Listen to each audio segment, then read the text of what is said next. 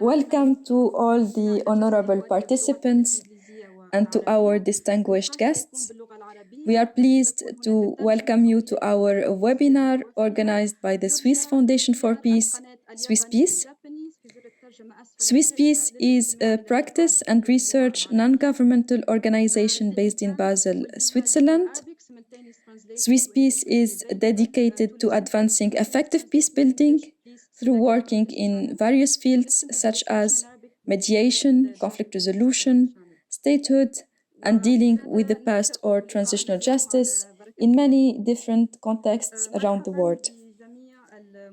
Our meeting today falls within the thematic areas that Swiss Peace is committed to work on or conduct research about.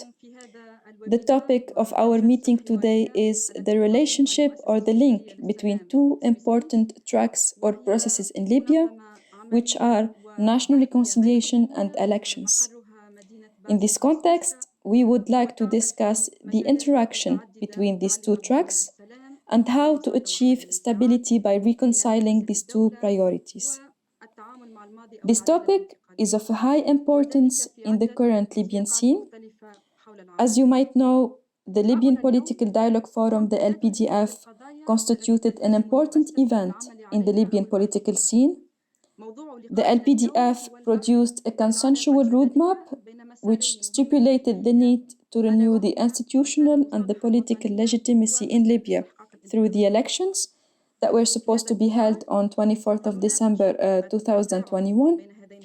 The roadmap also stipulated the importance of national reconciliation to rebuild the trust and to restore the Libyan social fabric. To discuss these topics, we are pleased to have our distinguished speakers from Libya.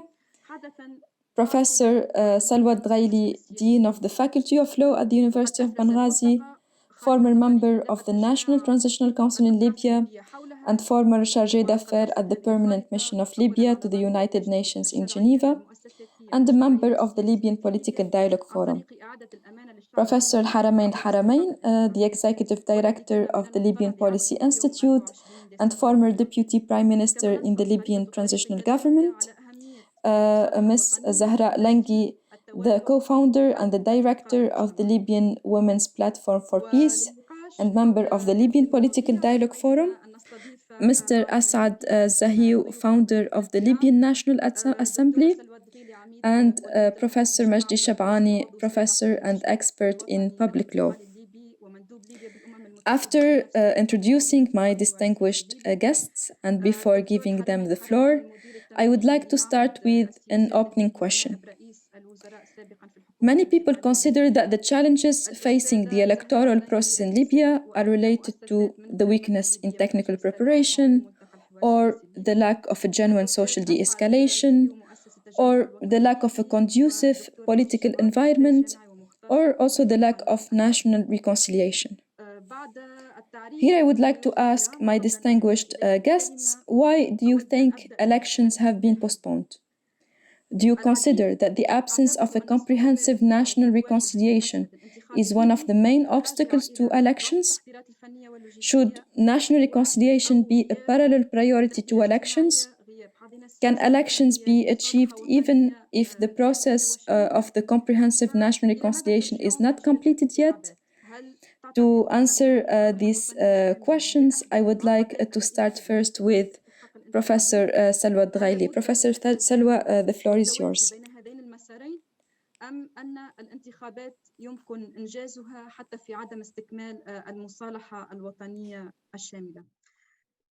للإجابة عن هذا السؤال أود أن أبدأ بالدكتورة سلوى. دكتورة سلوى في 7 دقائق ما رأيك في هذا الطرح؟ الكلمة لك دكتورة سلوى. شكرا في البداية شكرا على Thank you for inviting me and welcome to all of the panelists and the attendees. Actually, the electoral process into the 24th of December faced a lot of problems that led to postponing it, and I hope that it's only postponement and not elimination of the entire idea. The relation or the interaction between the elections and the national reconciliation. For me, I believe that we cannot imagine a comprehensive national reconciliation without talking about the authority that is going to run this reconciliation. The reconciliation cannot be led by itself. There should be an authority and a certain administration that is agreed upon. This is very important. Not any authority, because in the past 11 years or the past 10 years, there we had different authorities, electoral authorities or other authorities that came through consensus or by the sponsorship of the international community. But in the different phases, these authorities didn't have the characteristics of the agreement of all Libyans. So if we want to have a certain authority to run the reconciliation, to make sure that it will be fruitful, this authority should be agreed upon by the Libyans.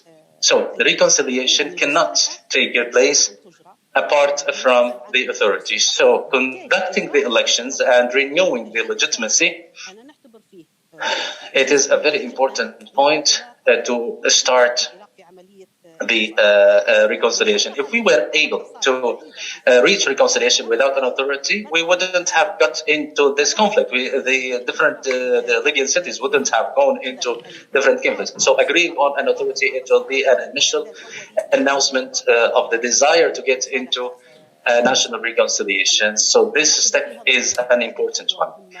Therefore, we have a follow-up question. Some people say that according to the roadmap that was led by the National Reconciliation Dialogue, that there is an authority that should, a national authority that should run the election. I'm going to answer about that. The Presidential Council, according to the roadmap, the Presidential Council issued the resolution 11/2021 for the reconciliation. Afterwards, it was unable to move forward with this issue because the first problem that faced the Presidential Council, I don't know whether because they were knowing or unknowing, they didn't know that there was an authority that was established for the national reconciliation, which was established by a resolution that, or the law that was issued in 2012, the law of the national or transitional reconciliation, which was issued by the National Council to reach transitional justice. This law stipulated establishing an authority for national reconciliation, and the law 18 of 2021 was issued for this authority. This authority, although the law was abolished, this is continuing to work. It is working and working in silence, and maybe it's work through the communication of some of its members.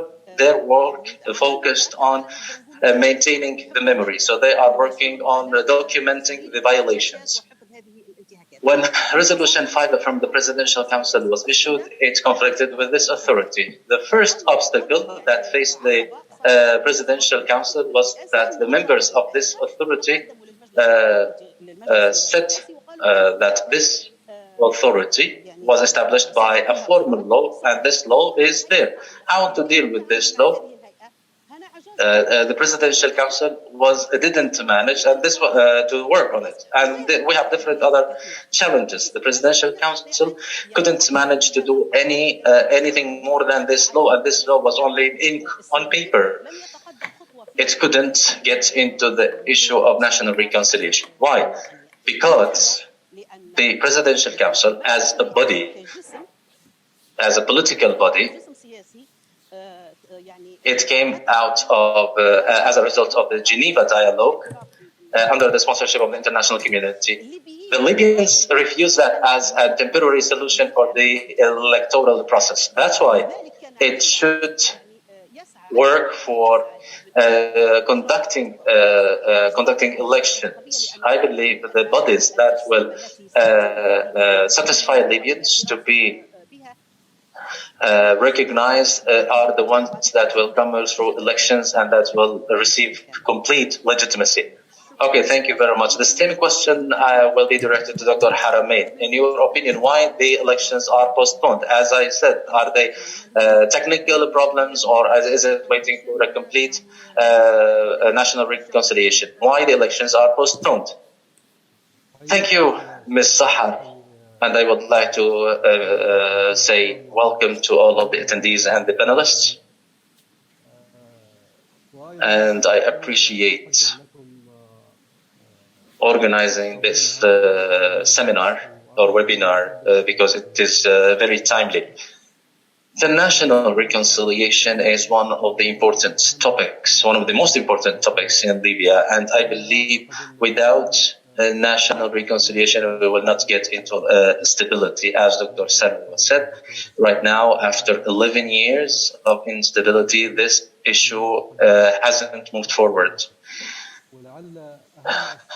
One of the reasons for that were the short periods for the consecutive governments. Each government would come for 6 months and facing a lot of problems and challenges, so they will forget about the most important issue, which is the national reconciliation. And do you think that this is related to the insecurity? I believe this is related to the elections, and I'm going to mention that. Dr. Salwa mentioned the Presidential Council that couldn't do anything after issuing the resolution. I was one member of the committee that issued that resolution, and I participated with some members or some brothers from other committees. And Brother Al-Buaishi was the first one to work on that issue, and other brothers from Benghazi University like Dr. Bahsadi, Dr. Lajazia, and a number of Dr. Al-Abuda and Tahra. They are legal professionals, so they attended with us.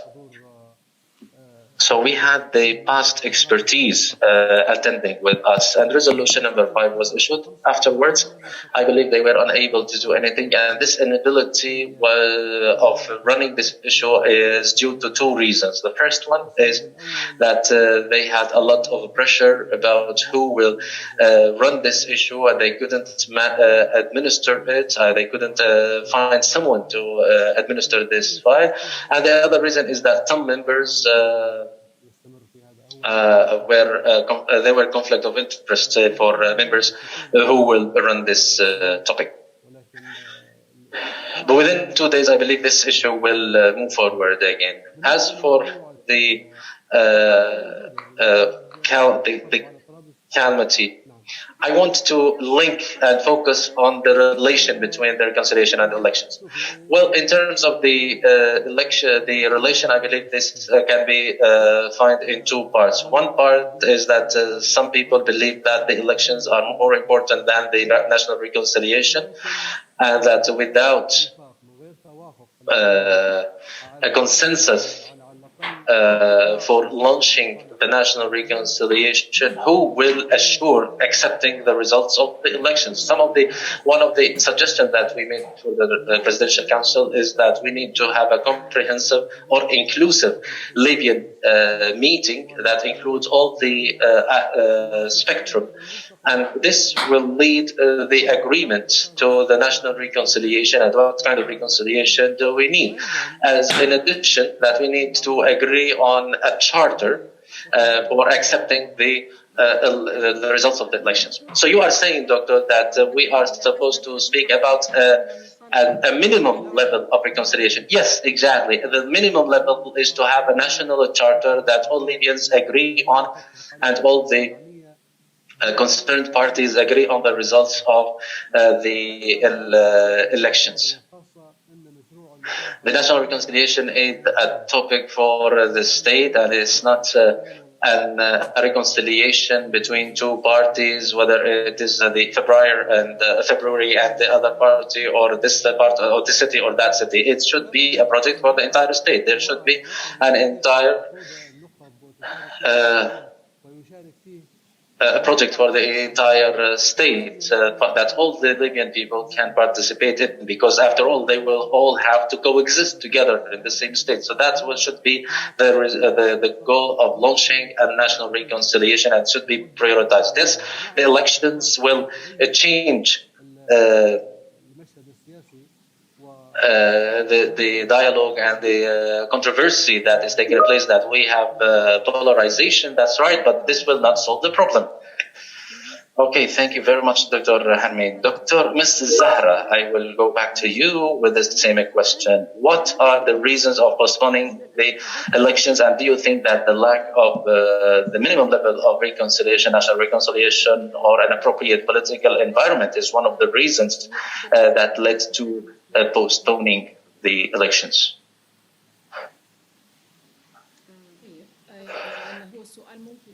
Do you hear me well? First, thank you for inviting me. And I will start immediately, because the question that can be asked is, what is the relation between the national reconciliation with elections? Other than the answer, whether the elections were postponed or because there is no national reconciliation, because we had elections twice in Libya and there was no comprehensive national reconciliation. And before we answer this question, we need to identify the national reconciliation. What do we mean by national reconciliation? When we have a minimum level of national reconciliation, it means that we have a process that has different aspects. And one of the aspects or the forms of national reconciliation is the elections. Sometimes in the post-conflict countries, usually it's part of the peace-building process. One of the tools of peace-building after a ceasefire is in place is the issue, the question of legitimacy. Who will have the legitimacy? This question has always been there, and we have several cases like Bosnia,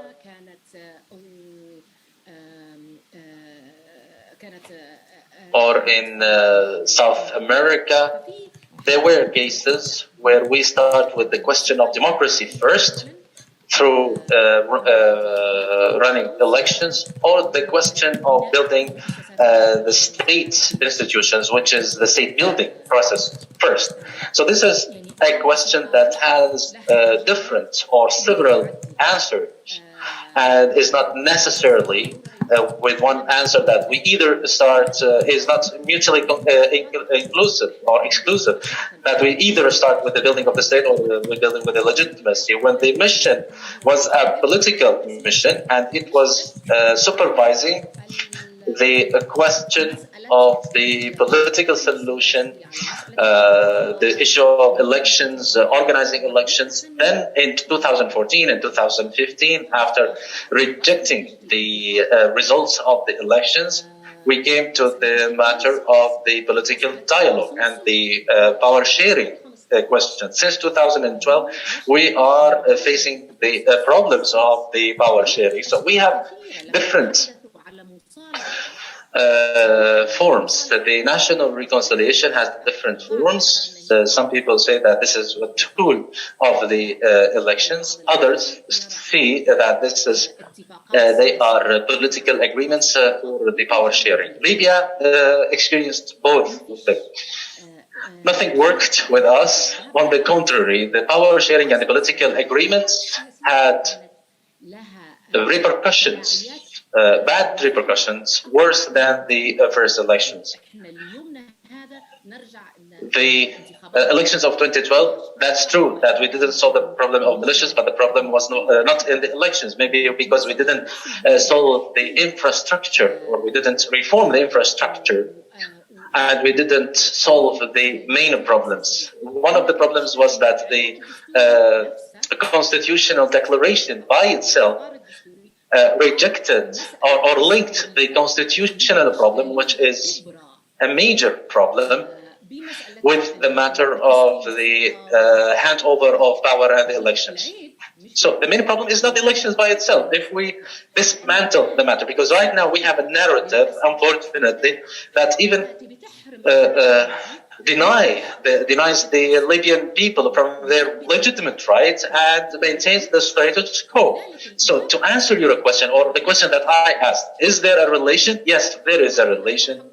Sometimes it is related to the drafting of the constitution. And in the Libyan case, for example, drafting the constitution by itself will be a national reconciliation aspect of national reconciliation, just like South Africa, for example. And the content in the process itself, if we do a referendum right now, for example, it will lead to imploding everything, and it will be worse than the elections. It depends on the context we are talking about. So I talked about the drafting the constitution. It is one form of reconciliation. The elections is one form of the reconciliation. In some countries it works. In some other countries it doesn't work. So I don't want to dispense with it. I don't want to say that it is a main thing, and we are a state that we are supposed to be in a transition. A transition from what to what? Transition from a certain era, an autocratic era, to a democracy. One of the tools, or the ABC of democracy, is elections. The ABC of peace building is to have elections where there is the ceasefire. So if we answer now your question the way you asked that question, that is this the reason? No. We know that the reasons, since the beginning, we have some people who are hindering the handover of the power. This is the reality. After 2011, we started to see an oligarchy, an elite political class that is corrupt. They are controlling the state, and they reject to share power or to hand over power to others, and they know that the people don't want them, so they are making obstacles to the elections.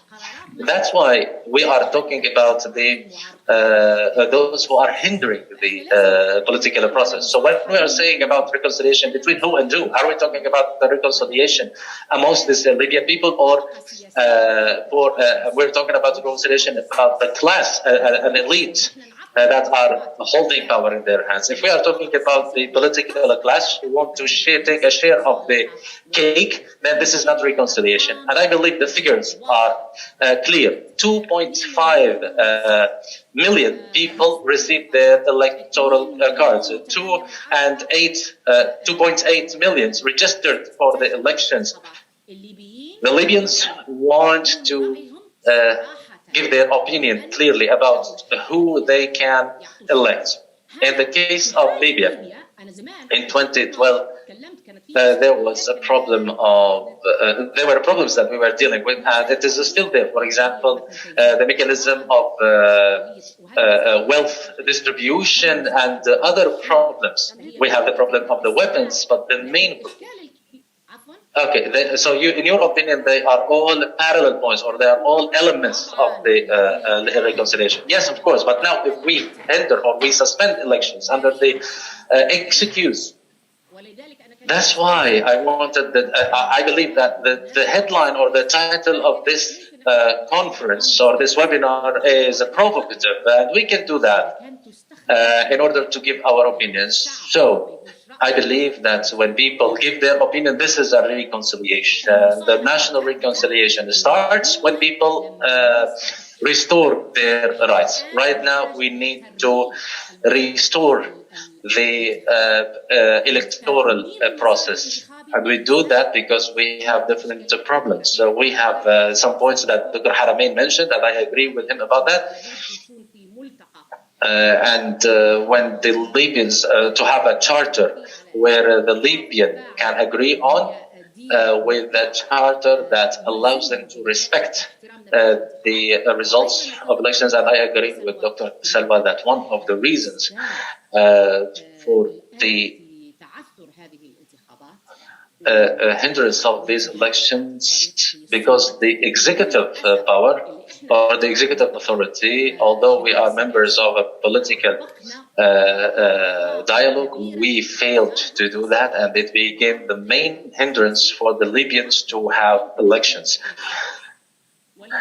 So the executive authority is one of the gates for national reconciliation. This is one of the levels that we can do. And for 10 years, I've been talking about that. What we need today, we need to have to change the circumstances. We need to have a real or a genuine breakthrough.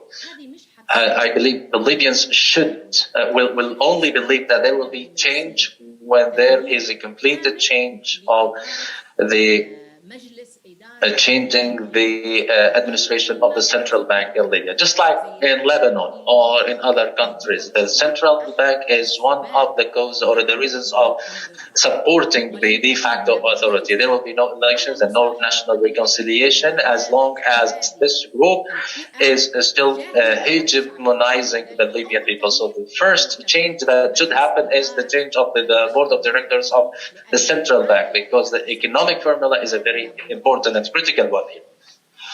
Thank you very much. Now we move to Mr. Asad. Mr. Asad, the same question that we opened. How do you see this controversial relation between the national reconciliation and the elections?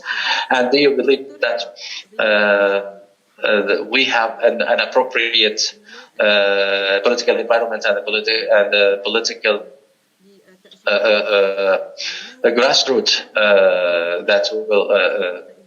that can lead to that or conducive to that?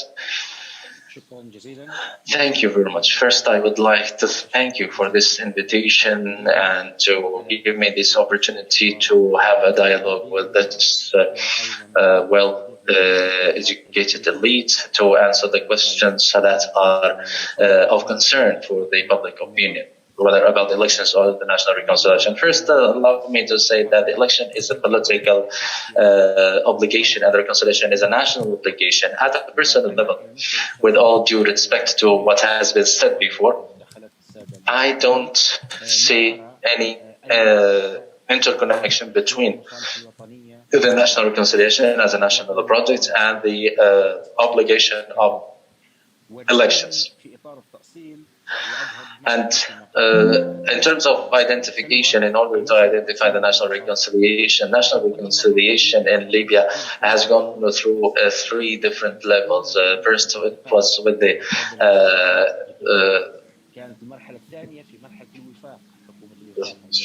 transitional council, and then with the presidential council, and the third one, as Dr. Haramein said, that he mentioned, the third level was under the national unity government. These were the 3 attempts for the national reconciliation, and in every time the parties to reconciliation were different. In 2012, the parties to national reconciliation were September and February only.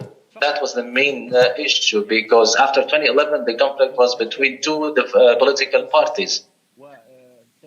Then the conflict shifted into violence, and it led to the repercussions, and then there were a call for reconciliation between these 2 parties. Later on, this conflict or this crack became wider, and the conflict became or included other parties. So there was an urgent call in 2016 and 2017, whether under the Mr. Sarraj and the council or other parties.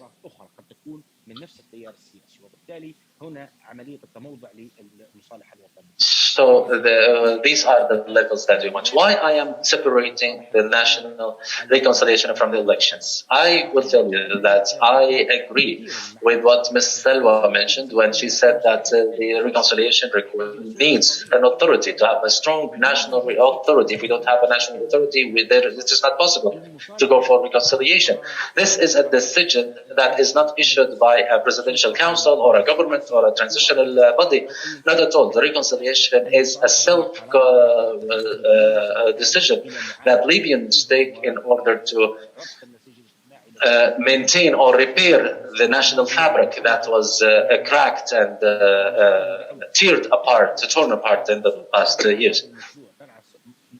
A reconciliation that can provide reparation, that can provide compensation for the afflicted people, reconciliation that can help those who became homeless in the past years, etc., etc. All of that can happen only under an authority, and this authority should give this issue an importance through reconciliation and through making this reconciliation built on reparations, compensations, and helping people out.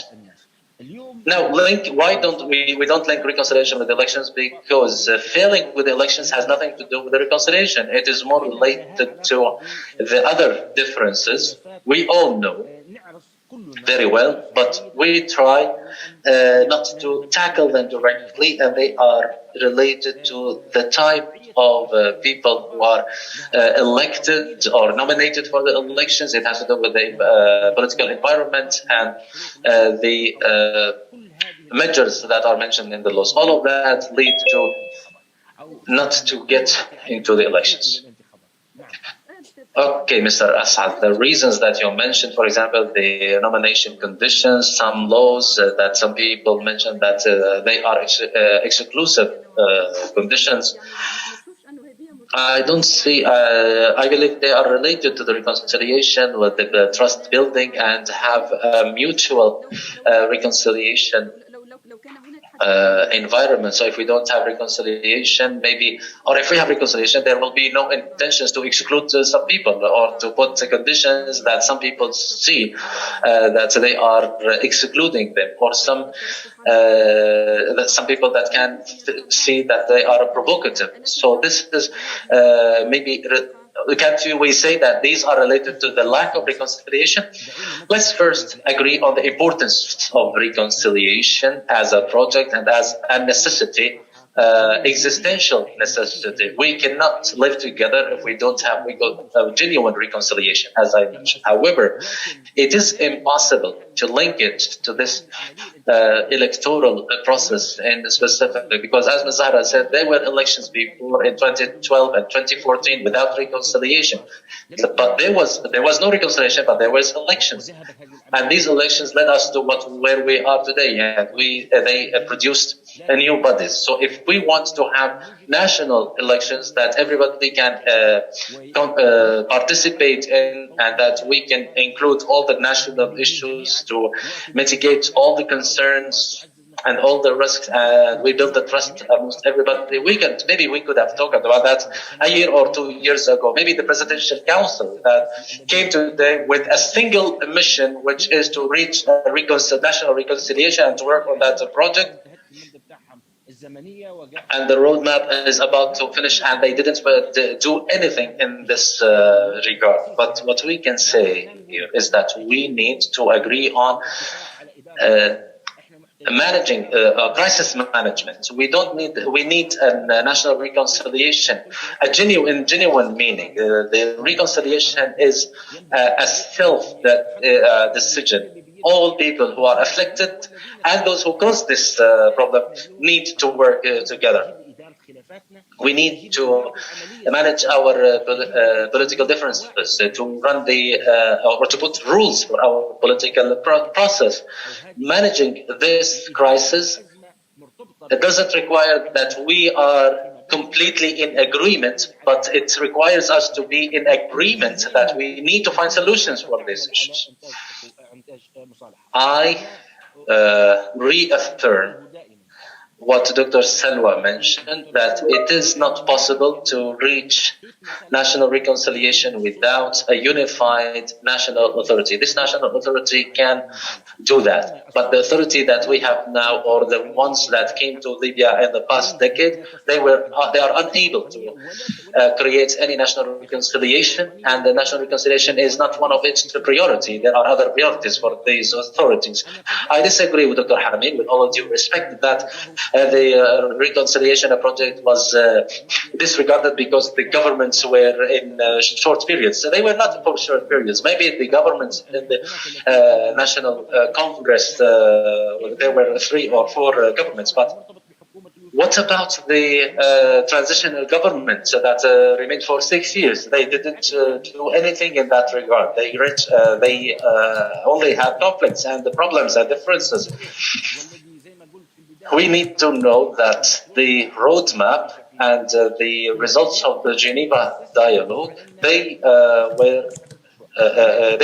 should have worked on the reconciliation. There was a short period, and we were very glad to see Dr. Haramain and Dr. Al-Ushayli together, and they are keen on reaching reconciliation. We found them in the beginning, and we found that's great. If they are talking about reconciliation, then we are reassured that at least they will produce documents and to get it real or genuine reconciliation, not a political project. But what happened next? Nothing. These recommendations were put in the drawers, and the Presidential Council continued, and they are getting into conflict who will be in this position or that position, and they didn't achieve any of the main goals that were supposed to be achieved by the Presidential Council. I have a follow-up question, Dr. Saad. For example, some of the remnants of the former regime, they agreed on the elections on the 24th of December. Don't you think that this is a step for reconciliation, or this is a good intention that they showed toward the reconciliation? I might disagree with some people, not necessarily those as the panelists here, but even others. There are things that are not related to reconciliation. There are things that are national obligations. These are rights. They cannot be under any settlements. You can't go, for example, someone who is detained and they have a release order from the judiciary for 2 or 3 years, and they are not released, and we get that as one of the conditions of the reconciliation. No, they have nothing to do with that. Reconciliation are related to other things. We have differences, and these differences developed into conflict and armed conflict, leading to wounded people and killed people from both parties. How can we solve this problem? Afterwards, we started to get into new wars in 2014, 2018, 2019, and until 2021, etc., etc. All of these positions require to reach reconciliation. We need to think how we can address these issues. But for example, releasing a detainee who has an order of release, this is something that is not related to reconciliation, and this is not acceptable to be part of any negotiation. Dr. Salwa, do you want to say something? Or Dr. Majdi?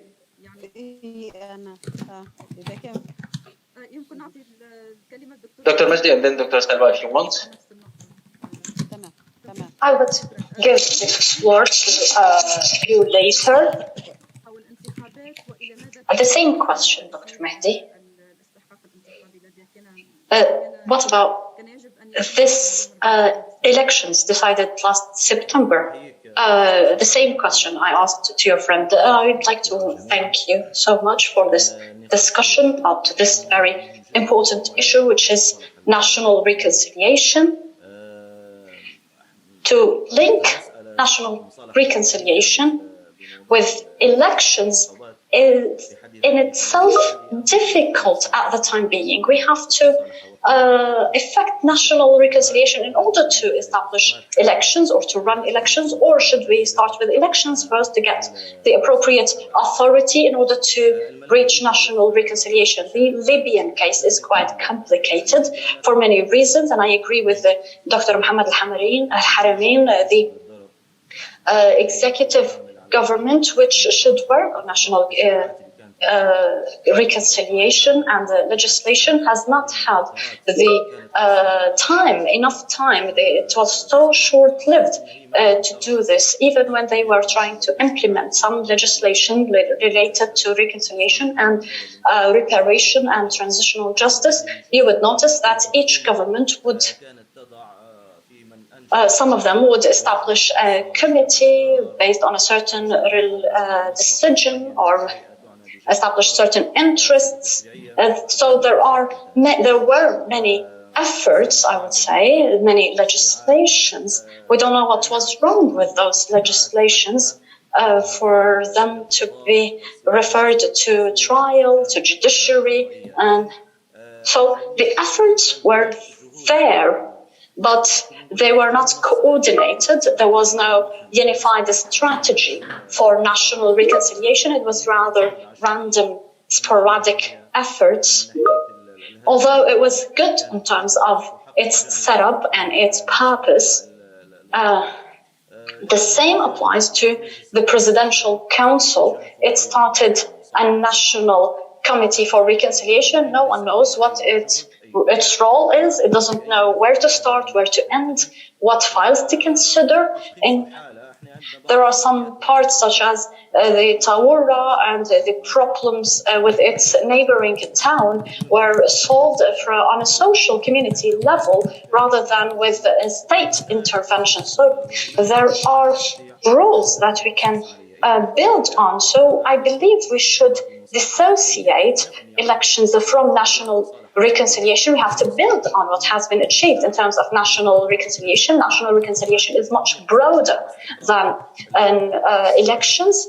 But I agree with you in the question you posed earlier that one of the most important reasons we don't have elections that the elections were suspended is that because of the lack of national reconciliation and people were dissatisfied with some of the candidates. So people were concerned that some of those candidates who were running for presidency would win, which reflects lack of genuine national reconciliation, and also lack of foundation in terms of legislation and constitutional foundation. So the national reconciliation requires a comprehensive strategy and an integrated approach from all authorities. As you mentioned, there are different authorities. We have the representative or the People's Assembly, the Parliament, the judiciary and the government. Are those authorities competent in order to establish national reconciliation? Sometimes we need this elections option is an important card, so to speak, to revive those authorities in order to achieve part of that national reconciliation. So if we adopt a certain strategy for national reconciliation in which the legislative authority would have, or the existing authority, be it a transitional authority or anything else, they would have a role in the transitional justice, in national reconciliation, reparation in terms of also wrapping up all the effects of the conflict and also looking for the loopholes in the laws and legislations that need to be amended. Is the current, for example, the existing legislative authority capable of identifying these loopholes and issuing new sound laws that would build into the interest of national reconciliation? So national reconciliation requires an integrated approach by all three authorities. All three authorities should believe in the purpose of national reconciliation. It should be an integrated process. We are talking about parties that has been aggrieved and done injustice to. So all the political sides have to be presented in the parliament, in the legislative authority, and in the government. Would they, frankly, be able to take part freely without restriction in setting up the national reconciliation strategy? We sometimes have some legal restrictions, some people who were exiled and some people who were released from prisons or who were received an amnesty, etc. in the west, east, north, or south of Libya, what we have is that those people have some restrictions in taking part in this process. So what we need is to have the national reconciliation undertaken by all three authorities and to evaluate the existing situation. If we look at the existing situation, we would notice that there are some simple steps that were made by the executive authority. Some were related to national reconciliation, such as the establishment of a commission concerned with national reconciliation. I believe this is a positive step, but it needs to be activated. In real terms, this commission needs to communicate with the judiciary, with the legislative authority, and those are challenging. So in this case, the only solution would be to get rid of the existing legislative authority and to establish a new legislative authority based on the national reconciliation, in which all the spectrum of the community would be involved, without exclusion, without having legislations that would intimidate certain components, such as what we saw in the elections, which was a major reason for hindering elections. I'm sorry to interrupt, Dr. Mejdi. Can you explain your concern a bit more clearly? For example, how can I elect a president without a constitutional foundation that establishes the authorities or powers of a president? As you know, the existing constitutional declaration or the political agreement does not include the powers of the president. What we have in the latest version is that we have a presidential council. But what are the powers of a president? So how can we elect an unconstitutional president, and he would be the one who would nominate or assign his vice president as well as the prime minister? This is very concerning. If we don't stand on solid grounds and of trust, we would be concerned that a certain movement or a certain side would prevail and take the presidency. So the issue of building on sound foundations and evaluating the existing authorities, particularly the legislative authority and its competence to establish and achieve national reconciliation, because national reconciliation aims at stabilizing the state, as Dr. Haramain mentioned. I'll come back to you, Dr. Selwa, then. You had something you were trying to say. In the interventions of my colleagues, I believe, and also in your questions, I believe we need to differentiate between reconciliation in a social, moral, or ethical sense, and between power sharing. What we had so far was power sharing supervised by the international community in order to establish a body with which the international community can interact regardless of whether this body achieves national reconciliation or not. For example, what happened in Aslirat.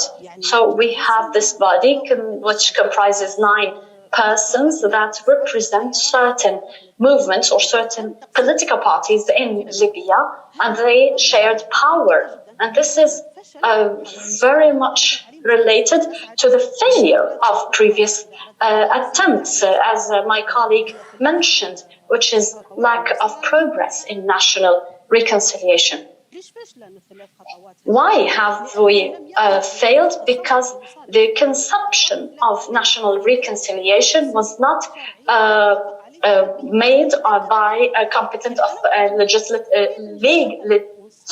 legitimate authority. So how would I, as a citizen, look at a body that is sharing power and has and drafts out a conception of national reconciliation? How can I accept it as a citizen if this body is based on not on consensual Libyan opinion, but on power sharing? So I believe achieving national reconciliation and the emanating elections is an important thing. Imagine that we have this great number of Libyan people who agree in 3 regions in Libya, which is the importance and necessity of elections. So they have, Libyans are fed up with the existing bodies, and they want to renew the legitimacy and want a body that actually represents and has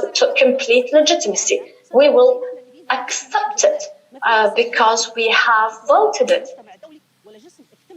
There is no body across the world that a political body that imposes itself on people. When we have totally legitimate parliament and legitimate authority, we will not have parallel bodies that would assess the laws in whimsical manner, that this law is exclusive or this law is good. No, we will have only one body that's a point of reference and that is objective, and people, Libyans, would agree to it because it has legitimacy. So any outcome from this body, which was informed by Libyan consent and legitimized by Libyan consent, its decisions and its outcomes would be accepted. And here comes the connection between national reconciliation and elections. No matter which body or which person is imposed on the people, be it a state council, a parliament, anything, if it's just a sort of cosmetic change of the existing body, we need a legitimizing process in which people would give legitimacy to such bodies. Thank you, Dr. Salwa. Dr. Haramain, I wanted to ask you here if there is something you would like to elaborate. I talked about the reconciliation and going about it before elections, but some people say that it's important to legitimize the bodies before we go into national reconciliation. What's your take on this? Well, to renew legitimacy is very important. We have bodies that are only partially legitimate, and we have much debate and give and take between those bodies, and each one of them believes that they are more competent and more equipped. But let us remind ourselves that national reconciliation is not an event or an incident. It's not something that would happen over 1 or 2 months. In Libya, we have many ramified files and cases. How can we deal with all of those files? This needs a body, a specified body or commission to deal with this. And it needs to be an independent commission that's not affiliated with any political body or party. That's why the election or the way we nominate the members of such commission is very important. As I said, we have many cases and files that need to be addressed. For example, if we look at what happened in Tarhuna, for example, this is very thorny. It requires a lot of consideration, and it requires that all Libyans would acknowledge what happened and agree on what needs to be done to address it. What happened in Benghazi as well. And the conflicts and disputes between 2011 to date, there were many violations that hasn't even happened from 1969 to 2011. So we need a real consensual pathway. Libyans have to agree on this. So far, we don't agree on whether what happened was an external conspiracy, a revolution, a coup. We need to put all of this on the table and discuss it openly. We need to talk about it frankly and without any exclusion, without any exception, and whoever made a mistake in any level, we need to acknowledge that. We have many prisoners, we have many detainees, we have many prisons since 2011. All of those things we need to consider. What happened since the revolution to date, each detail, each case is opened and it's never concluded. So we start a fire, we extinguish it with external or internal intervention, but it's never really, we never have a real closure. We never have any remedy to what happened in the past in political, economic, or social terms. We need a comprehensive project. We have dialogue in order to build the state. Even the constitution. We have this great mistake that in which the constitution was drafted in 4 months, but it was supposed to be drafted in 4 months and then it lasted for years. But we tried to solve our problems that way. What I'm trying to say is national reconciliation is one of the most important issues on the table. It has to be accompanied by national dialogue. Of course, we need an authority that is capable of taking the necessary decisions in order to support national reconciliation, but we should not link one to the other to say that unless we have an elected government, we will not be able to establish national reconciliation. I don't think we should think that way. I believe that national reconciliation is a self-standing issue. We need a commission specialized with national reconciliation, and it needs needs to be an independent representative body, and they need to operate independently from the other issue related to elections.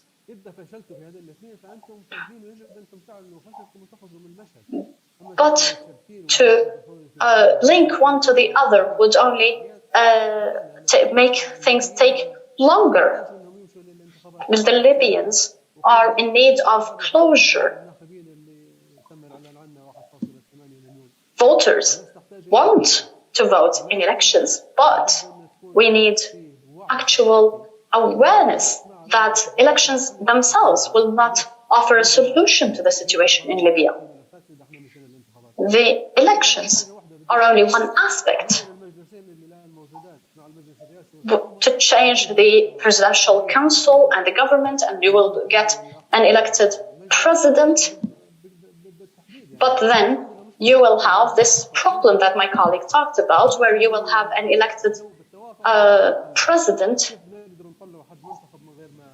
without the appropriate constitutional or legal description and legislations.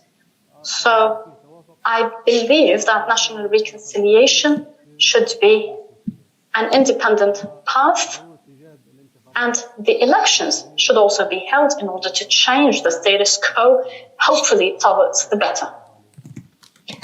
Thank you, Dr. Al-Haramain. My question now is for Ms. Zahra. Dr. Salwa and Mr. Asad talked about the issue of a legitimate authority in order to sponsor the national reconciliation process. Do you believe that this process should come in a vertical manner, or should it be horizontal or community-based, or involving the different components of the community? Your mic is muted, Ms. Zahra. Thank you so much. This is a very important question. And I understand the point of view of Dr. Salwa and Mr. Asad about the importance of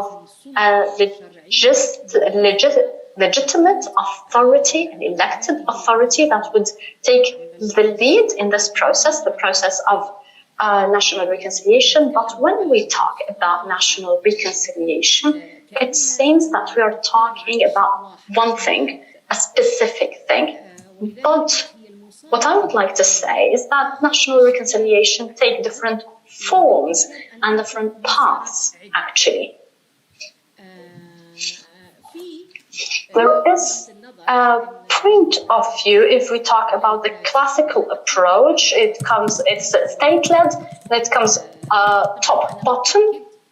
But I would like to stress that elections and the renewal of legitimacy, particularly with the existing situation, is an essential component of a comprehensive process of national reconciliation. However, at the same time, we also need a national reconciliation that's at the grassroots level or at the baseline level, because the problem is the link between the national reconciliation and the authority has politicized the issue of national reconciliation, and it caused the failure of national reconciliation over the past 10 years. Because over the past 10 years, we had some elected bodies. For example, the National Conference at the beginning was elected, so we did not have a conflicted legitimacy at the beginning.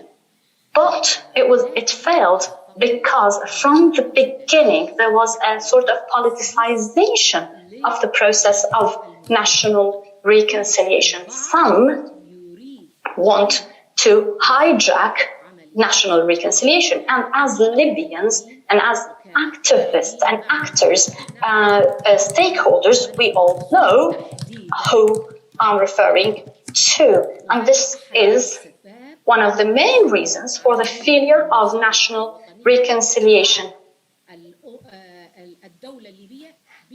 This is the reason for the failure of the state-sponsored national reconciliation up till now. If I refer to decision number 5 about restructuring, why did they restructure? Because there were certain figures, certain personalities who imposed themselves. Either they are there or there would be no national reconciliation. Up till now, some want to impose themselves on the Libyan people. So this politicization and hijacking of this process is one of the reasons why it has failed so far. The national reconciliation process must be based on the baseline or the grassroots. It has to build on the successes achieved by horizontal reconciliations. On the contrary, actually, in Libya, horizontal reconciliations among tribes, amongst towns or cities, even if they did not survive for a long time, they achieved success apart from UN sponsorship, apart from state leadership. When we were involved in UN-sponsored negotiations, they were mostly about power sharing or a roadmap, and they actually failed one after the other. Because, let's be clear, in Libya, we're not in isolation from the international community. There is a conflict between the United Nations and the international organizations, and you know that as an international organization, when you talk about national reconciliation, working in Libya on national reconciliation, there is much debate and dispute between the UN mission in Libya and the other UN agencies and other international agencies such as HD, etc., about national reconciliation. So between the United Nations as the United Nations and the African Union. The African Union, that was one of the problems for the renewal of the mission. There was this dispute for an official role for the African Union. So hence, this politicization of the national reconciliation and the attempt to monopolize it, whether by local or international actors, was one of the most important reasons why it failed and why it stumbled. That's why the path should be based on grassroots and horizontal reconciliation. So when we talk about a national charter, for example, and there were some Libyan organizations who did well in this regard, but need much, but their achievement was much better than what was achieved by top-bottom decisions that were not implemented. So there were some successes, much more than the formal top-bottom approach. So the process needs to be bottom-up, and also the items on the agenda would be very important, as we always mention in reconciliations and peace negotiations. We all ask the question who they need to be representative and legitimate, and the other question is what are the topics that are being discussed. Much often the issues that are discussed are not of essence. So the United Nations has always failed, and now we have a separatist movement that's talking about the two-state solution, because there is provocation and there is an exclusion of some components and avoidance of certain topics, such as the just distribution of resources. And the other question was the design, how it should be designed. It should be participatory, transparent, based on community communication.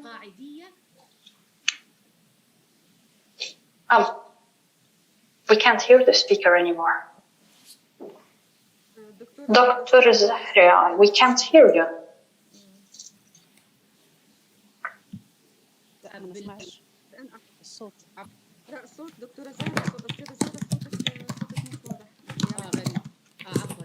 Is it clear now? Okay, so with the international organizations, the United Nations, the African Union, the Arab League, all of these organizations are drawing tracks for the national reconciliation. Their role is very important. And also in the justice aspect also is very important. I only talked about the justice or fair distribution of wealth, but there are also other human rights and legal issues. All of them are very important.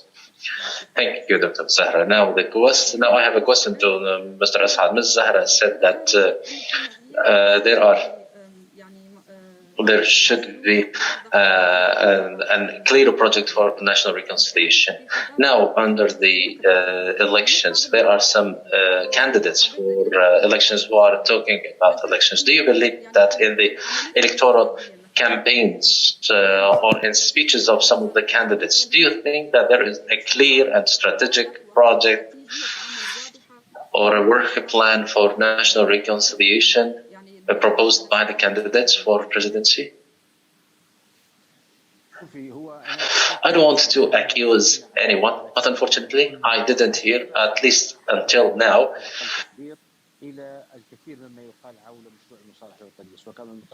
everything that we say are only slogans that are being spoken about when we speak about national reconciliation, and that I described as they are being employed politically. And when we're talking about Geneva, when those who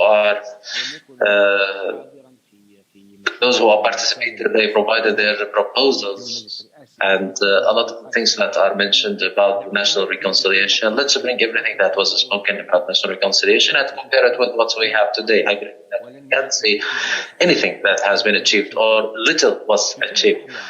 I said earlier that looking at the track that is taking place right now with people who have a lot of cultural credit and political credit, this is a very important, and it encourages us that we are heading towards a genuine reconciliation. And it is not, it's not words that I'm saying. I was really happy to see Dr. Haramain, one of this, because I know him personally and I know how he thinks, and I know that he is free from a lot of the constraints that others are suffering from. And Dr. Muhammad Al-Jaili, and those are people who are doing this reconciliation, starting from their own self. Dr. Al-Jaili, he wants to Sabha, Dubari, and other areas for the sponsorship of the reconciliation, and he tries to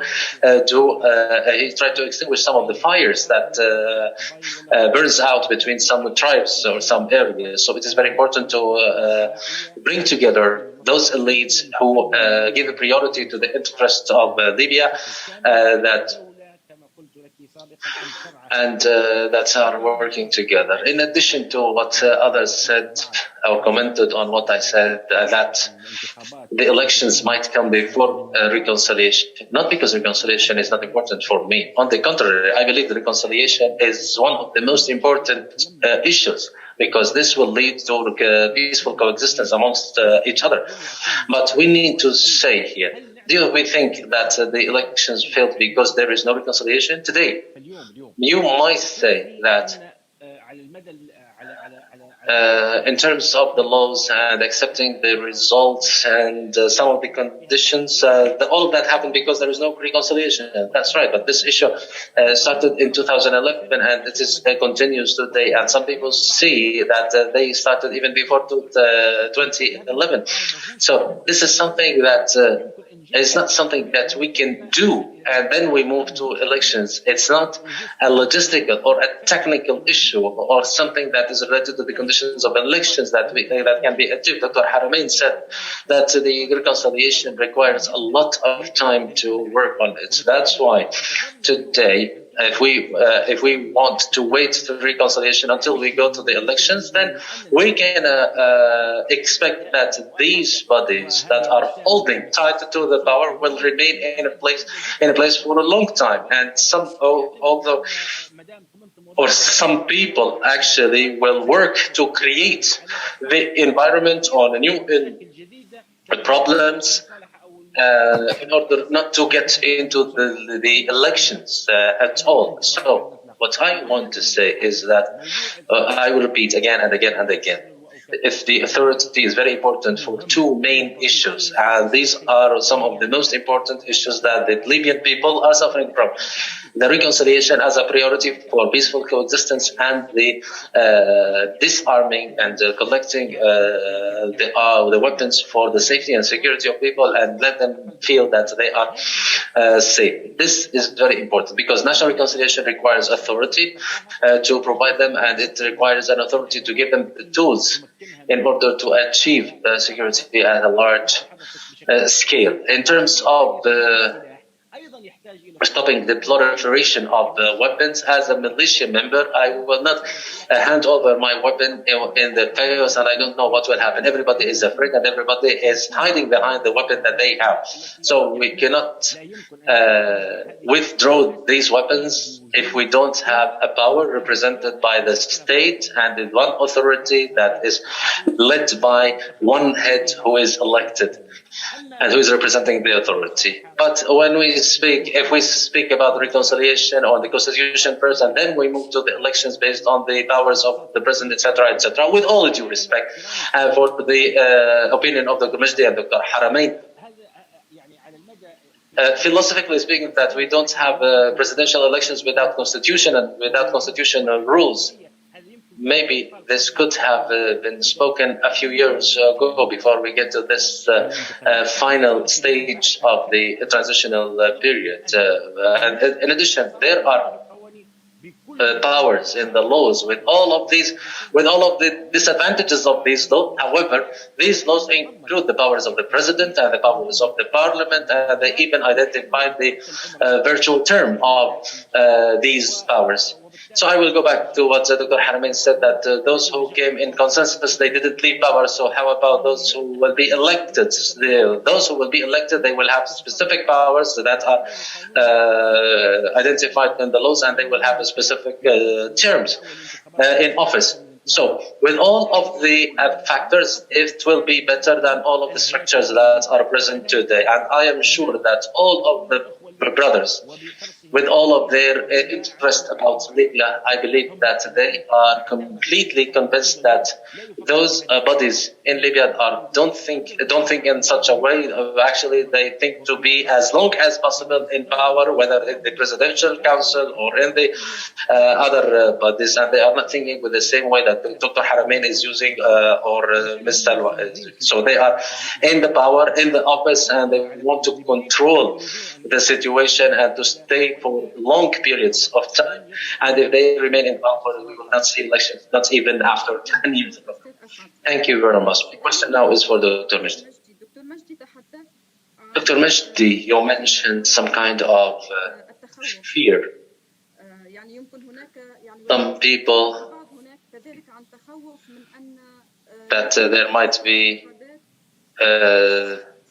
those who will win by elections might hold to power. But what are the reassurances or the guarantees that should be provided to mitigate this concern and to push forward the elections? Why do we understand the elections as a calculated matter that the winner takes all? And we are talking that might keep them in power for long periods of time. Maybe why don't we think about this matter as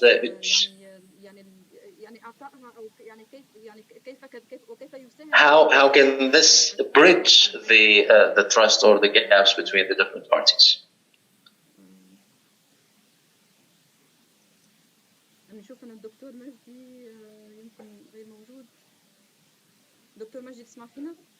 Dr. Majdi, do you hear me? يمكن دكتور غير موجود. دكتور حرمين لو نسألك نفس السؤال. Dr. Haramain, I will ask you the same question that I asked Dr. Majdi because he's not hearing us. Why there are these concerns and why do we see elections as a calculated process, and what are the guarantees that should be provided, and is that related to the issue of reconciliation that we all agree that it is a long process that will not be completed in 1 or 2 months or 1 or 2 years. But we need to have the minimum level of political agreement for that. Dr. Before I answer that question, I received a question from one of the participants: is transitional justice or is national reconciliation can happen before the transitional period? No, before. So the answer is yes, we need the transitional justice. And this is a short answer. To answer your question, no one can provide any guarantees. Maybe the consensus body or the only body that came out of consensus was the transitional government, and these are the only ones that handed over the power at the time that they were supposed to do. Other than that, all the bodies that came afterwards, unfortunately, they didn't do that, and there were no guarantees for anything. There will be no guarantees for anything coming if there is no national meeting or gathering with all the parties in Libya agreeing on that. But now to say that there are guarantees to anything, I don't think that there is any such a thing. But this should not be a great concern for us in order not to reach elections or to go back to square one. No, not at all. One of the problems since 2014 until today is that we are not applying what we agree on. The Khirat agreement had a lot of advantages and a lot of good points that was a solution for at the time. But until today, we see that there are people who disagree or don't recognize that agreements, and they were part of that agreement. This is a problem. Some of the positive points about the coming elections is that it will provide legitimacy and it will end this crack that we have and the different legitimacies that are claimed now, and each one says that I am legitimate and I came first. This will finish. So we need elections, indeed. Do we need elections with or without constitution? This is a different topic we can talk about a lot. But now in the agreements in Geneva, we said that on the 24th of December, we should have elections. So anybody who disagrees with that, it means that they want to hinder the process. We should start elections or go for elections. And why don't we accept what the Libyans want? Let the Libyans decide on that. Thank you very much, Dr. Haramin. In the chat, I see that some participants, or at least two, they are linking the reconciliation with transitional justice. Dr. Majdi, in your first intervention, you talked about the importance of reviewing some laws or some legislations. Some of these legislations, do you mean that some laws that were issued in the first 2 or 3 years after the revolution that are related to national transitional justice and national reconciliation? Yes, the most important ones are the laws of transitional justice. And I will answer the same question because there will be no national reconciliation if there is no justice in the transition to the end state. And there should be guarantees for people to restore their rights, especially practicing the right of to free expression and other basic human rights in the coming period. But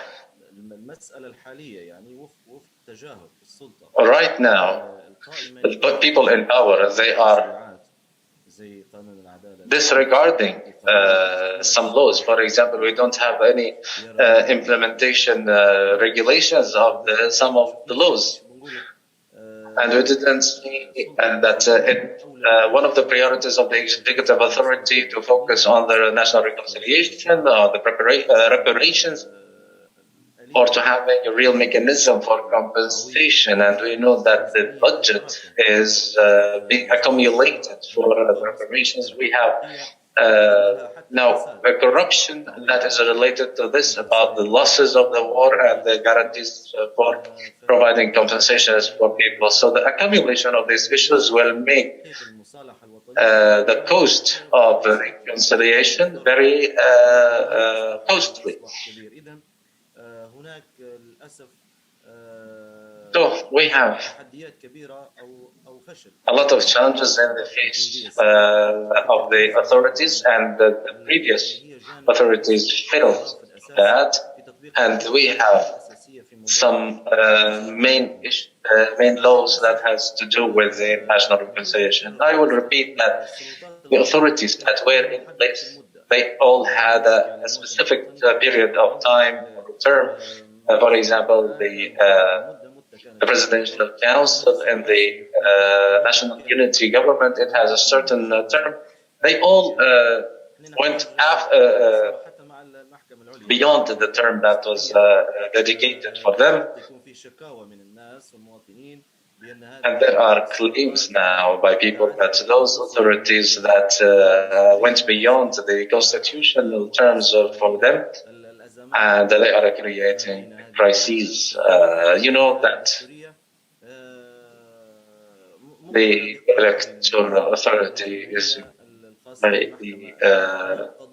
the judiciary. There are issues that or cases that are related to the continuation of a certain authority or the absence of a certain authority, and a difference of the laws. So when we are talking about justice, this justice can start by the respect of the constitution and the legislations. So when we talk about in the judiciary is an important topic, and we have some problems now with an direct intervention by the executive authority. Now we have a higher council of the judiciary that is working according to a certain system, and we have another higher judiciary council that is working on a different system. One led by Mr. Muftah Aqwib and one was Mr. Al-Hafi, and we don't know how the latter was issued, and who are the members, and who is leading that. So now even the judicial authority is threatened by getting into this conflict or this crime. How the rulings of the courts will be implemented. So even the judiciary now is affected by the political fragmentation that we have through direct intervention by the authority that is holding to power, like the legislative authority and the higher council of the state. The national reconciliation will not work in such environment. And if we conduct elections in this environment, the national reconciliation will not be achieved. We will get into a new crisis, and we will have another body that will create a new crisis, and it will become a new party that will require to get into dialogue with others. And if the constitutional court is still closed, then we will not find any body to raise, to file claims there in order to hold those people breaching the law accountable. There are some constitutional terms that should not be in legislations, including, for example, the powers of the president and the shape of the state. It was issued by an ordinary legislation, and the position of the president was eliminated in order to have a new political system. So the constitutional ground or foundation is very important to have national reconciliation and to have participation of all parties in the elections in order to get into a period or a term that can be lasting. So the elections can go in parallel with the national reconciliation. So we have several problematic issues. And Dr. Zahra or Ms. Zahra mentioned some of these problems. We have problems that even the United Nations didn't manage to solve these issues, but the intervention of some of the notable councils and 2 municipalities, it had a lot of problems that appeared, especially for some of the problems. We have some problems that are not solved by the presidential council or the legislative office. They required first to end the strife, to forget about the past, and to get into reconciliation. And we don't have different faiths in Libya. We are from the same religion, so that's good. So we need.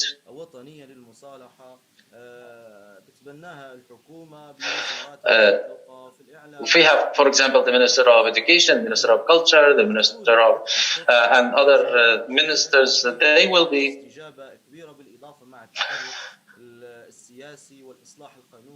they can provide a lot. So if we do small steps, we will move slowly but surely toward that in order to get to solutions. But at the same time, we cannot get into elections and create a new dictator that we don't know when and how they will get out of office and what are their powers, or otherwise we will get into the problems of the past. I believe, or in my assessment, is that the current authority is incapable of building or supporting any reconciliation project. So it is very important to have parliamentarian elections in order to stop the double authority that we have and the different bodies that became a hindrance in the face of reconciliation. They are extending their terms in office for themselves without getting into a legal background. Thank you very much, Dr. Majdi. The same point, talking about the laws that are related to transitional justice and the reconciliation and the issues that, or the laws that are related to the reconciliation that were issued in the first 2-3 years. Some people say that these laws are exclusive or they are targeting a certain party. Do you think that at some point these legal arrangements should be reviewed? And if so, what is the impact, if any, of these laws on the current time or the period after elections and after building the legitimacy? Yes, in terms of the laws that were issued talking about the transitional justice, starting with the Transitional Council in 2012, which was abolished, and then Law 22 of 2013 that was issued by the National Congress, including Law 29 issued by the National Congress, are laws that should be reviewed thoroughly. The problem is that transitional justice, I consider that it is a comprehensive program or a process through which we look into the injustices and find a way for to solving or approaching these injustices. In 2017, this law was issued, or in addition to this law, there were other laws that were issued that made this law hollow. So, for example, when we talk about compensating detainees and the law to compensate women of to compensate women who were under sexual violence, and at the same time I have the political isolation or exclusion. It means that I am not addressing these injustices. So there were laws that prevented the Law 29, because Law 29 included a text that says that the National Congress is the one that should issue the implementation regulation, and it hasn't been issued until today. So these grievances are not being addressed. And some issues are not addressed, including, for example, compensating the political prisoners who are in prison, and we know to whom they are affiliated. So the transitional justice is not enough, in addition to a lot of loopholes that require us to look into that law, or to revisit that law, as well as the process of reviewing this show. Now, in our major, in specialty law, transitional justice is different from other laws. When we talk about the laws of marriage and divorce or the commercial law, in these laws, we have a technical committee that issued that law. But when we are talking about transitional justice law in countries that went through armed conflicts that lead to a lot of grievances and armed conflict, there is a certain process for creating this law. The committee that issues that law is not a technical one. It is a group of figures from a specific groups. They include legal professionals, human rights, victim groups, and those who are concerned with this, as well as psychological experts and sociologists. This group or this committee issues that law. So it's not similar to the penal code or other a commercial law or other laws, for example. So this is what we learned from countries that went through experiences of a transitional justice or some conflicts. I was part of the transitional council, and I was part of those who worked on that law. And the law was a little bit far away. But when the National Congress issued Law 29, it provided the first step. And there are some provisions that instill the culture of the victor. Transitional justice are not supposed to be drafted in such a way. So the first step should be to completely revisit. I'm not saying to amend that law, but we need to have a new law with the idea or built on the idea of a transitional justice per se. I believe that the transitional justice is one of the tracks of national reconciliation which require to identify a certain idea, which is the peak or the level of reconciliation. What level of reconciliation do we want to reach? This is something that Libyans should agree on about forgiveness, about compensation, or about compromises that should be. We have a unique issue that is related to the psychology and the personality of the Libyan. We cannot take experiences of South Africa or Morocco or other countries because our personality is different from their personality. And then when we issue the transitional justice law by itself is not enough because we have done that before. But if we don't have the institutions that will implement this, or the institutions are the same one that did harm to the Libyan person, then as if we did anything. So we need to have the institutions that are related to transitional justice, most importantly, security and police institutions and judiciary institutions. So we need to have a very important step, which is the institutional reform. When we do that, we need to at least to train the people working in these institutions on a new concepts like a human rights concepts and how to understand and implement these concepts in their day-to-day work. Now we come to the reparation, and which my colleague talked about. The reparation is one of the this problem, and if we consider that reparation will be about money that will be given to victims. Victims should be convinced that reparation may not be a financial giving for individuals,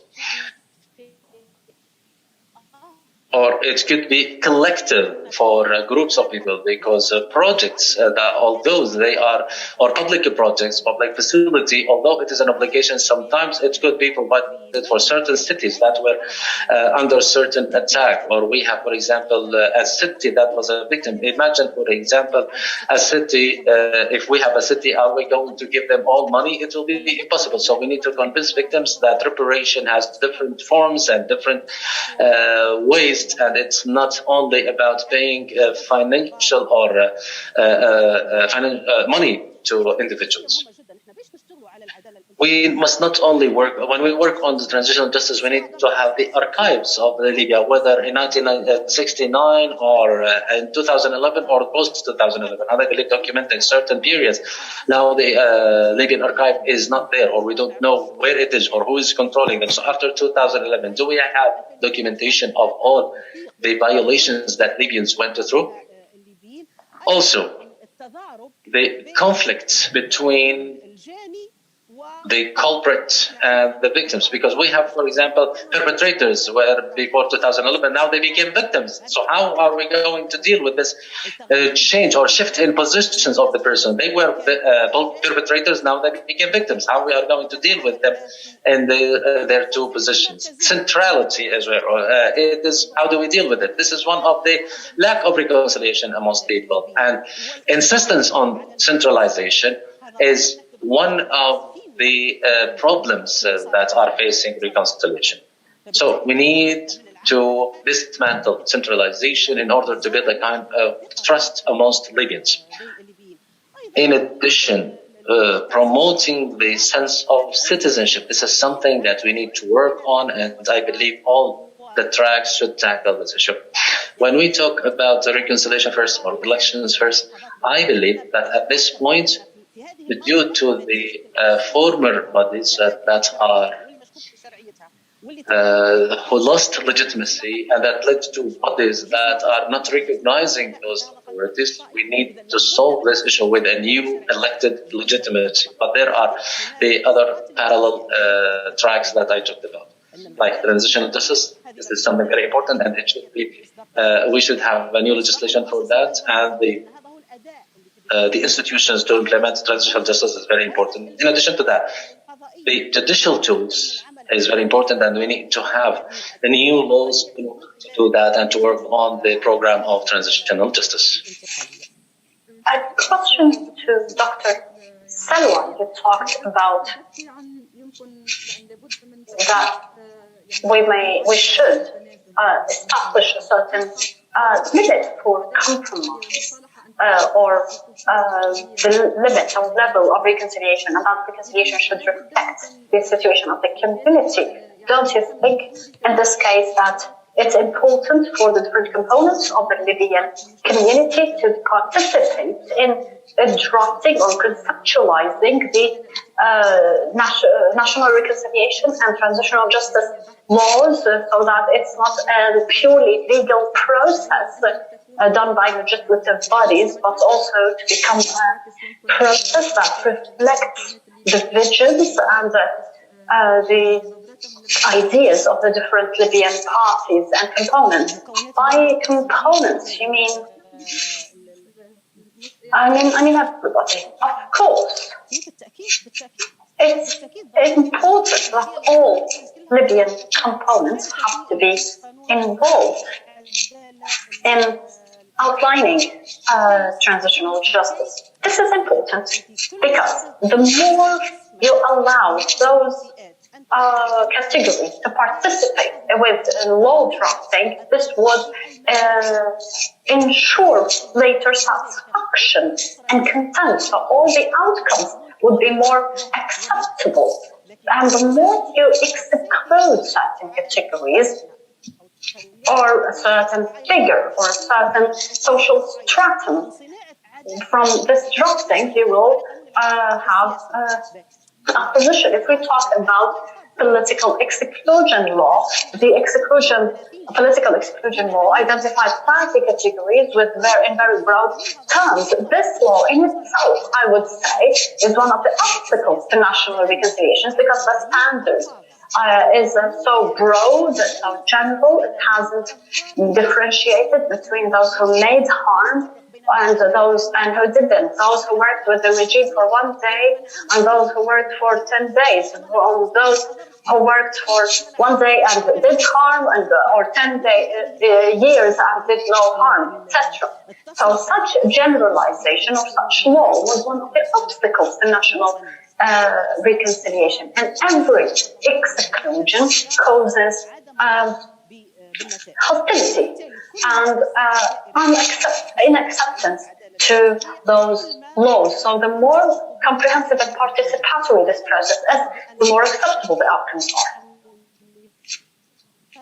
If we look at the National Charter also, if we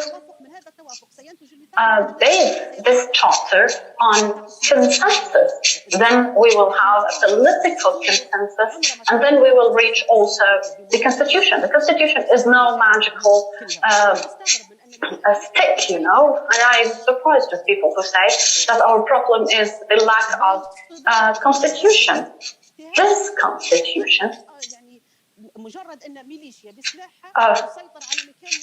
long as we have certain militias taking control of a certain territory, this undermines the Constitution.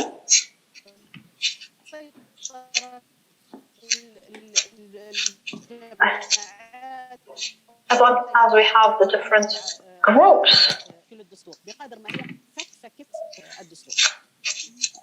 we need to make the constitution most comprehensive.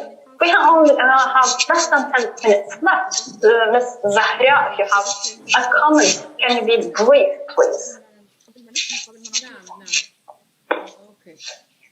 I would like to reiterate what we have said. We have dissociated the electoral process and the national reconciliation, and most of us have agreed that elections are part of the national reconciliation process. Then, when I consider the issue of transitional justice and its main issue, main problem in Libya over the past 10 years was the weakness of the state institutions. And there comes the point of reaching an agreement between the national reconciliation from a legal expert perspective and from an actor's perspective, because the legal experts would always introduce the key role for the state in this process and always introduce a top-bottom approach to this process. If we look at transitional justice from that point of view, we need a state, we need established institutions, we have legitimate institutions, and we are supposed to have a state that is capable.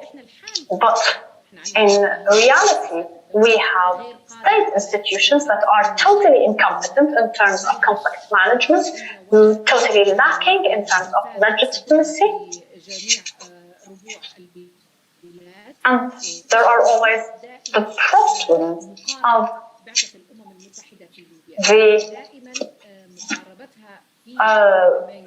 the United Nations mission, that their approach is to establish a government that's toothless, that is not recognized by other countries as well, that is unable to hold to account perpetrators, unable to remedy or address the rights of the victims. But at the same time, we have international efforts such as the ICC through Resolution 1970, but it wasn't translated in a tangible manner over 10 years. So what we need is a mechanism that's well established to establish a hybrid process that links the legal aspect to national reconciliation with international sponsorship. And by international sponsorship, I don't mean the United Nations mission. I'm talking about the Secretary General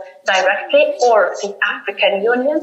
And this commission would be concerned with the three issues. This is in brief. This is a project we've been working on for 3 years with Libyan experts and local mediators. What we're trying to introduce is to have a national reconciliation process with a bottom-up approach that by interdependent actors, by promoting reconciliation between the central authority and the municipal authorities, because any solution would not be agreed. It would take time for the authority to be capable to filter it and to implement it on the ground. That's why this bottom-up approach and thinking of a bottom-up mechanism is essential. The other issue is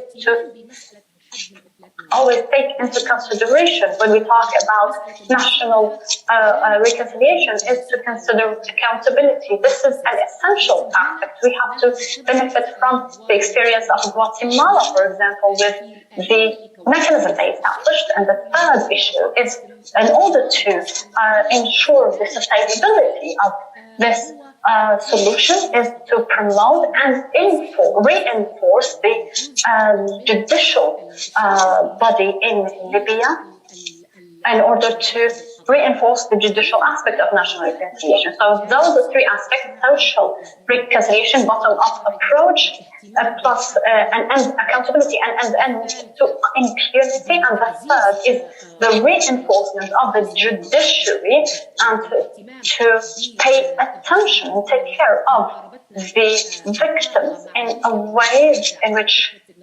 we give importance to the victims. So everything has to be used with a hybrid approach, bottom up, not centralized, with international support, but not by the United Nations missions. Thank you so much. We have only 4 minutes before we conclude this session. Let me quickly go to Dr. Haramain. In 1 minute, in a few words, what's your vision of the pathway of transitional justice and national reconciliation in general? I believe Dr. Salwa and my other colleagues have said enough. There's not much I can add. But I stress that there is a lot of social and community-based awareness with the importance of those mechanisms. Let me give you an example. About 2 weeks ago, in Fazan, in the southern of Libya, we worked with a large group of people from all the components of the south, and we agreed on the importance of holding a conference for the residents of the south to discuss 2 issues: the reconciliation and an initiative to be proposed for the Libyan people to have a political exit and a political pathway. And this was presented in Sabha, which suffered a lot from the conflict. And this conference was attended by more than 300 personalities from all areas of Fazan. And the spirit was really very positive. And no such meeting has taken place since 2011, actually. It was the first time, and we managed to agree on the importance of national reconciliation, and we established certain committees to cover the different aspects. And also we drafted a national initiative that we would declare soon and then present to all parties, and it involves many details about how to get out from the stalemate we are stuck in, including the proposals to address the problems with the electoral legal framework. So we hope that this initiative would see light and be acceptable for all. Thank you, Doctor. We're already past our time. It's 5 already. But may I ask you very briefly to tell me about your vision of reconciliation? Sorry, of transitional justice. Yes, very, very, very briefly. Let me